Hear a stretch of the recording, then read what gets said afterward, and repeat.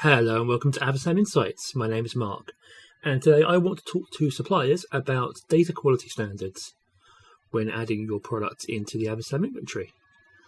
Now, as you know, high data quality standards are essential if you want your sellers to source the material that you put into our catalogue and get great sales and low defect rates. So we're going to be looking at the basic fields with a separate video for variation products, which will cover those in more detail. Now, as you know, when we first bring you on board, you'll receive this particular file, which talks about the KPIs and data quality. So we set mandatory fields and optional fields, and we have data standards, which our catalog team monitors for. When you submit new products or updates those products, then we'll adjudge your updates based on those standards. Should there be a concern, they'll get back to you, of course. In a sense, our aim is to present your products in the best possible light, to make sure that sellers have a better time and an easier time selling their products, to increase your throughput, and to reduce the amount of complaints and concerns that people may have. If you cannot find this file, you can always reach out to us and we'll send you another copy. If you think you may have an older copy of the file and you want the latest version, then please get in touch. So this is page 9 of the file, and this covers a reference of the fields that you're going to be using in order to tell you what those minimum and sometimes maximum requirements might be. And if you see a row that's highlighted in bold, that is a mandatory field you must provide. So we start off with the title. Your title should be clear, should have relevant information inside it. We set a minimum length of 20 characters and a maximum of 80 characters. This is to make sure that it's long enough to have some meaningful detail, but also not so long that some of the marketplaces or other selling channels may not be able to take it, as they have their own maximum lengths. This gives a good basis for the seller to create a good quality listing to attract new customers, and obviously a good title with the right keywords is great for SEO, which will again increase the number of people that see their listings and their sales. We do have a list of prohibited terms and words which affect both titles and descriptions. I'll be talking about those later on. You also need to at least fill out the short description. We do have other description fields. As you can see, we have a minimum of 20 characters. So this is to give the seller the ability to sell the product once they've got people's attention with their title. We ask that you provide your description as HTML. As you can see at the bottom of the page, there is a note with a link to a couple of pages where you can put your text in and it will return it formatted for HTML with the appropriate information. That can then be pasted into your source file or into Avasam. Images. We can take more than one image, we prefer more, but you must provide at least one good quality, clear product image. Preferably on a white background. If you provide multiple images, then some should be on a white background, some can be in use. And minimum size is 500 pixels by 500 pixels square.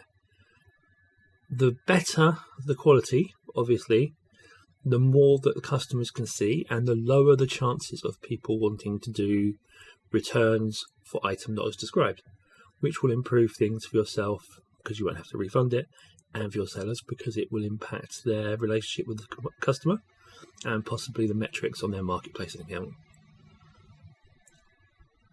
With the maximum size being 9,000 by 9,000 pixels, that seems to be an awful lot of room for lots of clear, high detail images, which will allow people to evaluate it better even though they're not physically in the presence of it. Should mention that, and as I said, we'll be covering variation in more details in a separate video. You can only have one product image on a variation parent, but the children can have more. You have to provide us with a SKU.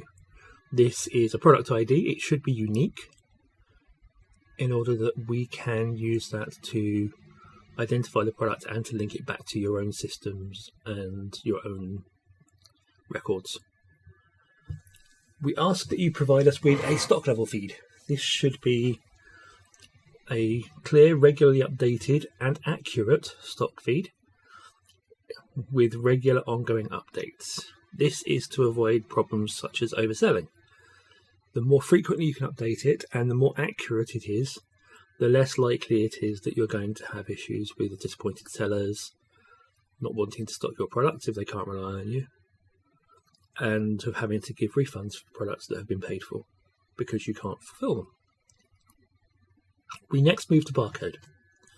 Now, Barcode, UPC and EAN, is a unique identifier for your products to the outside world. Many products already have them, especially branded products. If you don't have a brand for your products and they're just being generically offered, then obviously you can provide.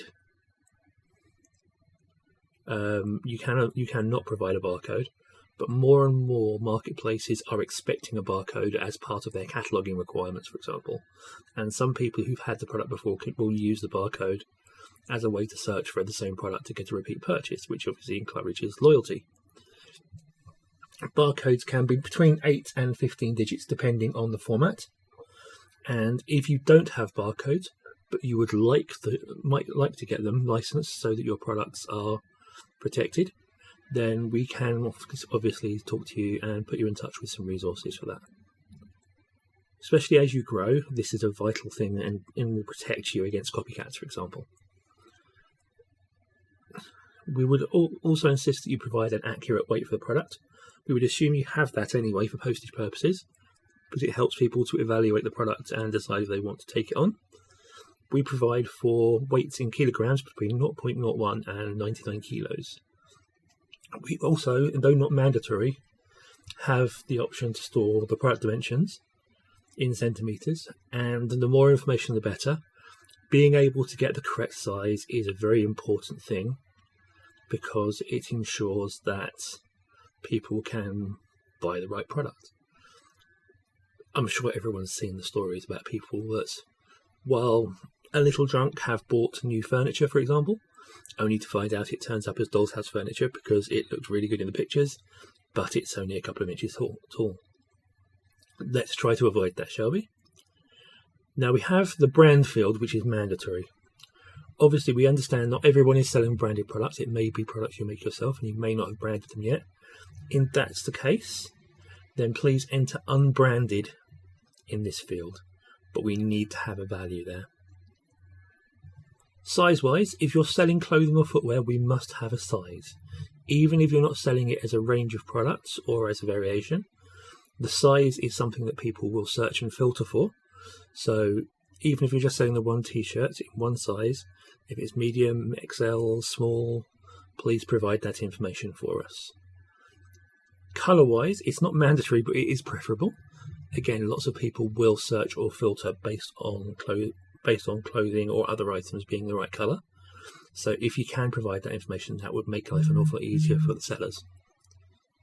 We have an item category field. This is an Avasam category, and it is actually a number that's associated with the category that we should be sorting your product into in the catalogue. We will provide this list when you come on board. If you have that, or if you feel that it may have had an update since you've received yours, please get in touch. We can provide that information for you. We ask mandatorily for the VAT rate as well, obviously, so that when we're doing the pricing, we can invoice everything properly. That should go in as a percentage. What that means is we just want the numbers. So 20 if it's a standard UK VAT, 5 if it's 5% low rate, whatever. No percentage symbols, and it shouldn't be as a decimal either, just the whole number. We then need the cost price. This is the price that you will be charging the seller, and this is in British pounds excluding VAT. This must be provided. It must be 25% the recommended retail price, which is the next field. The recommended retail price obviously would be the ordinary price, and lets our sellers decide if they want to sell it at a discount or at full price. And there should be at least a 25% gap from the RRP down to the cost price to allow for people to pay all their expenses, including marketplace fees and such like, while still being able to make a small profit. If we're not sure about this, or if we feel that it's slightly too close to the line, we may talk to you about it and discuss how we can address that. The last two fields relate to variation products. This will be covered in more detail in a separate video. So, now that we've gone over the fields themselves, we're going to move down to the prohibited phrases and words that you should not be using in your title or your description. Now, some of these are obvious, some of these are placeholders. So, NA in various forms, the dash to be inserted, and repeated word letters. So, AAA, WWW, www, WXV, QWERTY, all these sorts of things people just put in because it's something you may need to get back to. We ask that you take the time to put at least a small amount of thought into the material that you provide to support your products, so that the sellers are going to have more confidence in it and will be more confident they can sell it, and you therefore will reap those rewards. We also ask that you don't mention specific channels such as eBay and Amazon, because obviously you don't know where people are going to be advertising this, and it may be inappropriate for them if they don't check it very well and cause issues down the line. You may have these things in your own listings if you also sell, but it relates to your own policies, which may not be shared by the seller. Similarly, please do not talk about feedback, delivery, free shipping, money back guarantees. These things are all your policies perhaps, but they don't mirror onto the seller. The seller has that choice based on where they're selling it and the regulations there, and it just reduces confidence. Please also do not put terms such as do not list on, not available for sale on, contact us, visit our website, that leads back to you. The seller is presenting the product as their product, but you're fulfilling on their behalf. Do not include this stuff because it will concern the sellers. It may also cause complaints down the line. Please also, in the vein of all the other above, don't put things such as read more or links that take it back to your own website. That's poor sport and a poor showing. And overall, that's not fair on the seller, really. Now, there is also a list of prohibited items we provide, which are items we will not list. This is on page 11 of this file. We'll be covering this in more detail in a separate video, just so you have an idea of what not to try and provide to us or sell in Avasam for a variety of reasons. Thank you for listening to this video. If you have any questions, you are of course welcome to get back to us at any time and ask questions about specifics or for feedback. You can contact your Avasam supplier manager, or you can reach out to us via the phone if they're not available, and another member of the team can talk to you about it. Thank you again for watching.